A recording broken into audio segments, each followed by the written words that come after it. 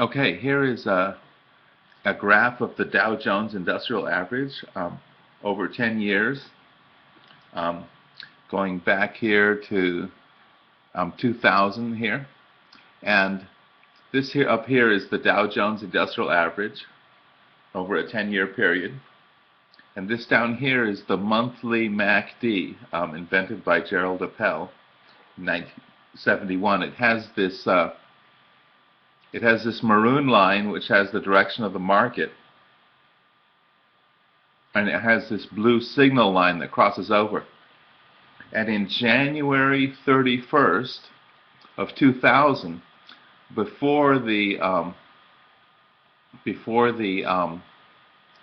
dot-com bubble officially started in April, the Dow gave a sell signal January 31st of 2000.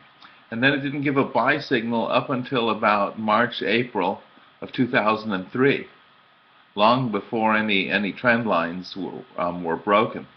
And so this MACD is a leading indicator of the market. It crosses over before the market actually gives a signal, and it crosses over before the upside before the market actually gives a trend line break as well. And we see here that in the subprime loan crisis in December of 2007, it gave a very timely sell signal with the Dow around 1300. And if you'd stayed out of the market during these let's see, this is 3 years in here, it's about 3 and a quarter years in here, and about a year and a half in here. If these almost 5 years you'd stayed out of the market, you would have saved yourself a lot of grief. And one person said, you know, the best technique is to be in the market when it's going up and be out when it's going down.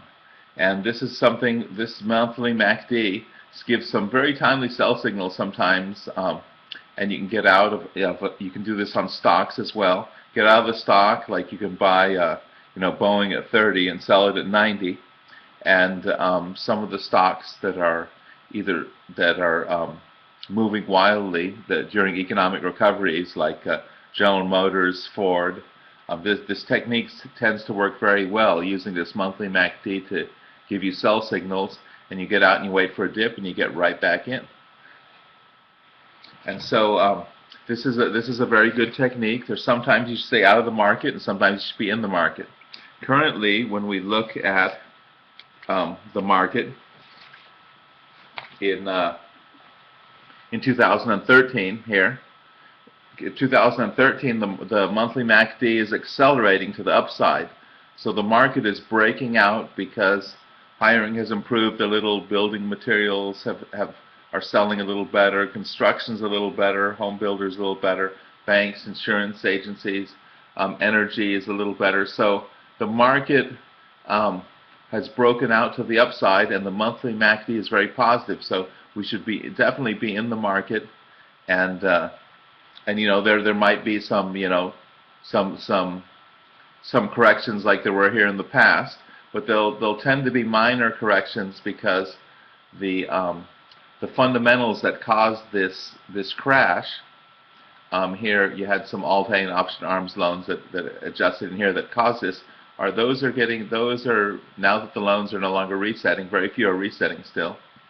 The market is strengthening a little. Also notice this, that on this other graph here, that both the market top here in 2000, the government was raising rates. In 2000, we were at a 10-year high in interest rates.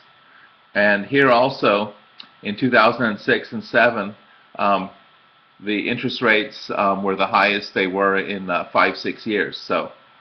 So typical market tops here tend to be marked by high interest rates. Both of these were marked by high interest rates, and the MACD was well above the zero line in both cases. One of the weaknesses of the MACD is that when the market just starts to break out many times, when it's fluffing around here very slowly, and the Bollinger Bands are very narrow, because you've got some very slow movement in here, the MACD tends to give you these whipsaws where it gives you a sell and it gives you a buy in here, and And even though the market really isn't turning to the downside, it'll give you false indicators like this. This is the number one reason that I use the monthly MACD. When I look at, like on this graph here, I have the monthly. This is just the same graph, just much smaller. I have the monthly, and then I have the weekly, and then I have the daily. And the daily is giving buy and sell signals every few weeks. The weekly is doing it every maybe couple months here, and the monthly is doing it much less frequently. So you can put these together, and as long as the monthly is positive, you can use the weekly as a buy signal, and you can also use the daily for much finer tuning. So that's the weakness of the MACD, is that when the market is moving slowly, it tends to give you whipsaw signals. So if you're like looking at a daily graph, you need to move to the weekly graph to get a better picture, to get less buy and sell signals. So I hope you liked the video. Have a nice day.